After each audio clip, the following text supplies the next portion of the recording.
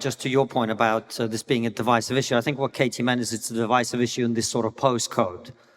Outside the country, less so. My view is that numbers are less important than culture and values and ability to assimilate. For the reasons that I gave in my opening speech, Hong Kongers and Ukrainians are not causing social problems. They're integrating just fine. They speak English, they share our values, and they're going to be contributing to our society for decades to come. The problem is that not all immigration is of that nature, and that's something we have to be blunt and honest about, and we just haven't been. And yes, nobody would deny that British-born people also commit crime. Yes, that is something that we have to deal with. There is no reason why we should import foreign criminals. As for all the other stuff, first of all, Aaron has tried to position this as a debate about Conservatives and, more importantly, the Conservative Party. If this was a debate about the Conservative Party being useless, we'd all be on the same side. This is not a debate about the Conservative Party, and one of the things your positioning of it as a debate about that ignores is the fact that the Labour government started this, as I explained in my opening speech. The Conservatives have then continued it. Now, Polly made the point that, you know, if we remove all the immigrants, terrible things would happen. Nobody was suggesting that we remove all the immigrants. We're talking about the pace, the nature, and the scale of immigration, and the fact that it has been way too high and way too fast. I spent my whole opening speech talking about this. She then talked about the fact how, and both Aaron actually and Polly did this, that people who come here legally on small boats are a tiny percentage of the total immigrant population. You know why? Because our ridiculous high levels of net migration. That's why. The number of people who came to this country illegally on small boats in 2022 was 45,000 people. That is almost the same number of people who came into this country legally the year that I came into this country. That's the level of illegal immigration we now have. And they talk about how, oh, you can't stop the boats, it's very difficult. I've just come back from Australia. In 2012, they had 17,000 people come into the country illegally by boats. Last year, the number was 74 people, not 1,000, people. You know how? Because in 2013, they elected a government that promised to stop the boats and then did it. The idea that North Korea is where North Korea is because of a lack of diversity is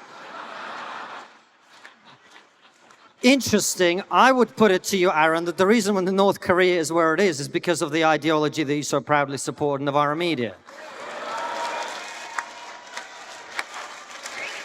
And finally, let me find a note of agreement. I actually do agree with Polly about the need for high wages. But of course, why would employers pay anyone high wages when they've got low-skilled, cheap immigration to replace people who you'd have to pay more money with?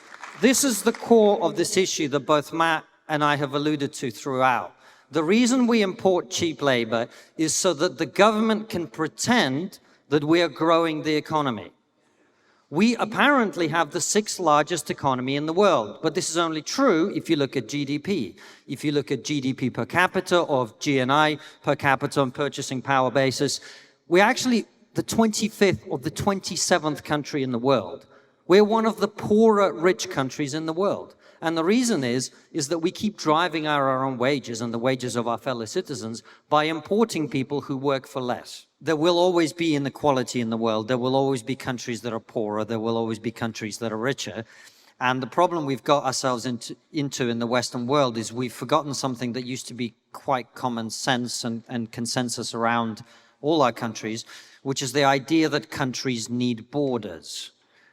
I have a whole chapter in my book, An Immigrant's Love Letter to the West, where I quote over and over and over again people who are left, right, up, down, etc. from about 3 minutes ago, from Barack Obama to Hillary Clinton to left-wing politicians in this country, who all sound like they're far right now.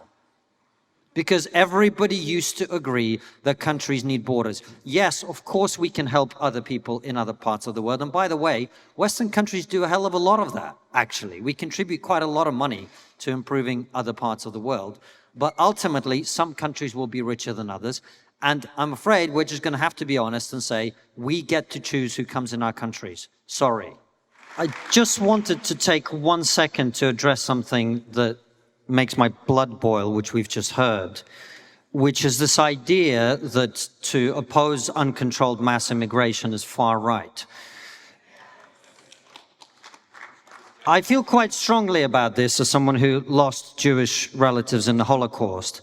The term far right has quite a clear and defined meaning in language. And the meaning is Nazis and people who believes that Jews should be murdered, and people who believes that Gypsies should be murdered, and people who believe that disabled people should be murdered. That is who the far right is. 56% of this country was concerned about immigration in 2015 before Brexit, as I said. Are you telling me that 50% or more of this country is far right by the definition I just gave? The irresponsibility of people on the left who have thrown that term around, starting with people like David Lammy,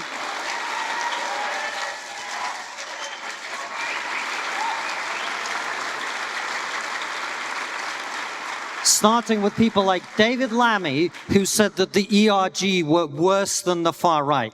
It's disgusting. These people have destroyed the meaning of the word, and they should be ashamed of themselves. There's nobody on this panel is advocating for zero immigration. I think what we're advocating for is bringing in people who we want in this country, who are going to be beneficial to our society, as opposed to throwing open the border and having hundreds and hundreds of thousands of people come in legally, and also tens of thousands of people come in illegally.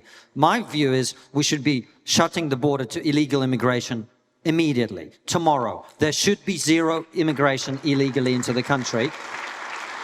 Look, I'm a legal immigrant here. I don't understand why anybody would support people coming into this country by breaking the rules and the law. Zero illegal immigration, and then you work your way down, reducing our, essentially, attachment to the fact that we've got cheap labor over time. And by the way, I think people on our side of the conversation should be honest. This is going to cost us something. We should stop pretending that money is the only thing that matters in life. It's not.